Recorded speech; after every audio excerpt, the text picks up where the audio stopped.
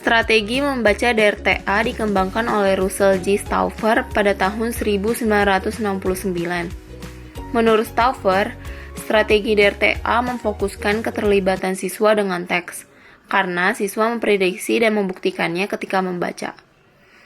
Dengan strategi DRTA, guru bisa memotivasi, usaha, dan konsentrasi siswa dengan melibatkan mereka secara intelektual serta mendorong mereka merumuskan pertanyaan dan hipotesis, memproses informasi, dan mengevaluasi solusi sementara.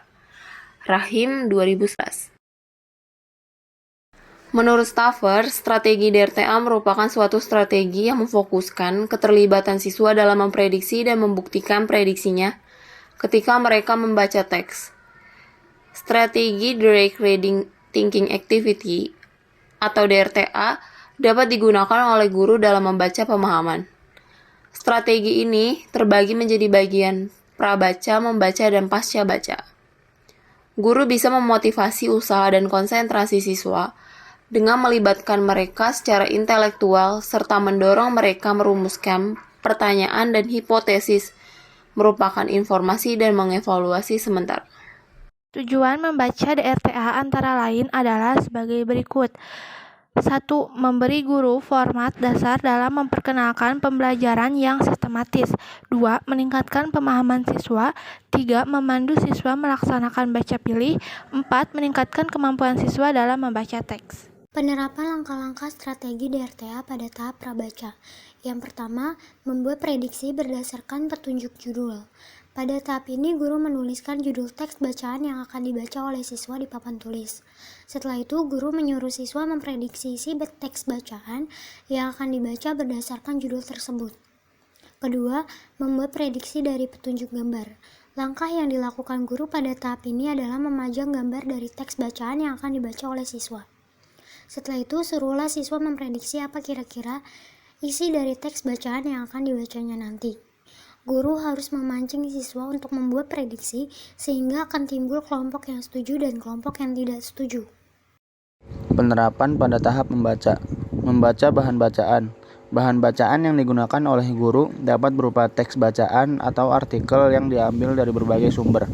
Pada tahap ini, kegiatan membaca yang dapat dilakukan oleh guru adalah menugasi siswa untuk membaca potongan teks bacaan yang telah dibagikan oleh guru. Tahap selanjutnya adalah tahap pasca baca. Yang pertama, menilai ketepatan prediksi dan menyesuaikan prediksi. Pada tahap ini, guru dan siswa melakukan diskusi untuk menilai apakah prediksi yang dibuat oleh siswa benar atau salah. Yang kedua, mengulangi kembali langkah-langkah prabaca dan membaca dan mengaitkan langkah-langkah tersebut dengan langkah pertama pada kegiatan pasca baca. Yang ketiga, menugasi siswa untuk meringkas isi teks bacaan berdasarkan versinya masing-masing. Yang keempat, ulangi kembali semua prosedur dari 1 sampai 4 hingga semua bagian pelajaran di atas telah tercakup. Yang kelima, membuat ringkasan sesuai dengan versinya masing-masing. Selanjutnya ada kelebihan strategi membaca DRTA. Kelebihan dalam strategi membaca DRTA ini terbagi menjadi 4. Yang pertama yaitu membantu siswa dalam memperoleh gambaran keseluruhan yang sudah dibacanya.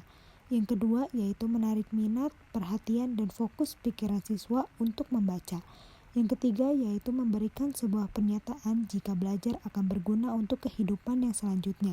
Dan yang terakhir yaitu yang keempat, DRTA dapat digunakan pada beberapa mata pelajaran baik isi maupun prosedur dalam mengajar. Kekurangan strategi membaca DRTA. Yang pertama yaitu menyita banyak waktu sehingga menyita waktu kegiatan belajar mengajar. Yang kedua, mengharuskan penyediaan buku bacaan yang seringkali di luar kemampuan sekolah dan siswa dalam memfasilitasinya. Dan yang ketiga yaitu melalui pemahaman membaca langsung, informasi tidak dapat diperoleh dengan cepat. Berbeda halnya jika memperoleh melalui penyajian secara lisan dari guru.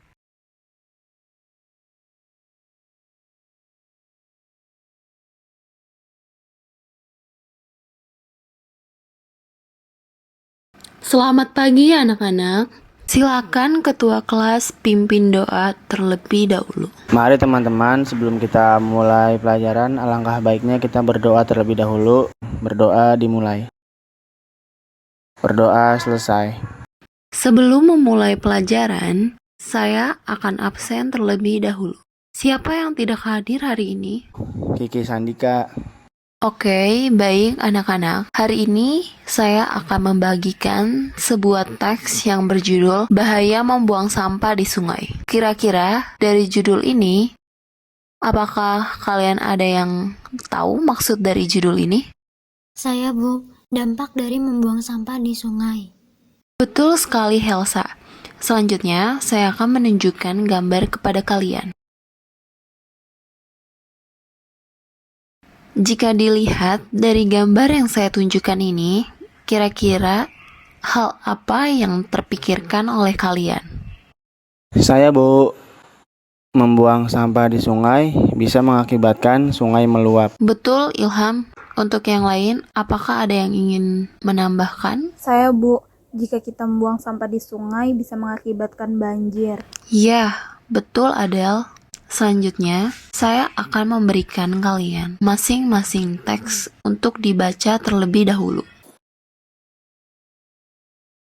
Nah, setelah kalian memprediksi judul dan gambar yang telah saya berikan, sekarang silakan kalian baca teks yang sudah saya bagikan. Saya akan beri waktu 2 menit. A few moments later. Waktunya habis. Sekarang, siapa yang ingin menjelaskan inti dari teks yang sudah kalian baca? Saya, Bu. Di era globalisasi ini, sungai seolah-olah telah menjadi tempat pembuangan sampah, Bu. Orang yang membuang sampah sembarangan di kota juga semakin hari semakin bertambah banyak. Nah, oleh karena itu menyebabkan aliran sungai tersumbat dan membuat air meluap sehingga menyebabkan banjir. Akibat dari banjir, banyak orang yang menjadi korban, namun hal tersebut tidak membuat mereka sadar untuk tidak membuang sampah sembarangan. Jika tidak ada sampah, maka sungai tidak akan tersumbat dan kita dapat meminimalisir penyebab terjadinya banjir saat hujan turun terus-menerus, Bu. Baik, terima kasih Isna. Bagus sekali jawaban kamu. Yang selanjutnya, setelah kalian membaca dan memahami isi teks, apakah ada yang tahu teks tersebut termasuk ke dalam jenis teks apa? Teks eksposisi, Bu. Ya, betul sekali Astri. Di sini, siapa yang tahu apa itu teks eksposisi? Saya, Bu. Teks eksposisi merupakan paragraf atau karangan yang terkandung sejumlah informasi atau pengetahuan yang disajikan secara singkat, padat, dan akurat, Bu. Betul sekali Ilham. Terima kasih. Selanjutnya, saya ingin bertanya. Di dalam teks eksposisi terdapat struktur teks. Siapa yang tahu struktur teksnya apa saja? Saya, Bu. Struktur teks eksposisi terdiri dari 3 macam, Bu. Yang pertama ada tesis, yang kedua ada argumentasi, dan yang terakhir ada penegasan ulang. Ya, betul Isna.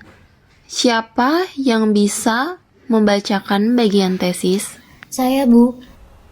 Bagian tesis terdapat pada kalimat, di era globalisasi sekarang ini, kegiatan membuang sampah sembarangan seperti di sungai seolah telah dijadikan sebagai hal yang lazim.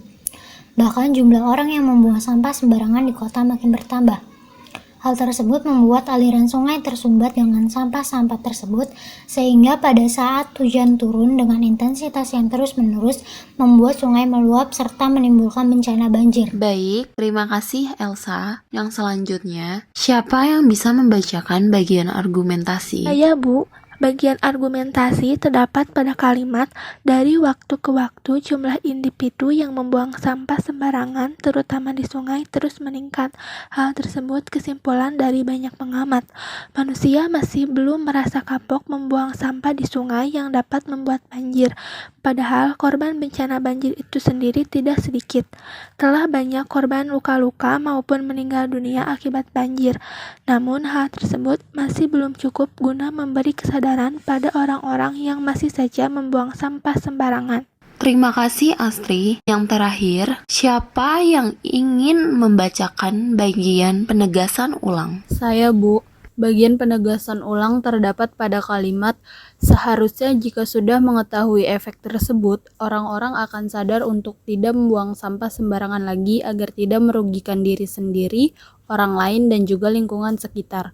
Apabila tidak ada sampah di sungai, maka air sungai pun tak akan tersumbat, serta menjadikan banjir dapat diminimalisasi, walau hujan deras terus-menerus. Terima kasih Adel. Betul apa yang dikatakan Adel. Selanjutnya, Ibu akan menyimpulkan apa yang sudah kalian pelajari.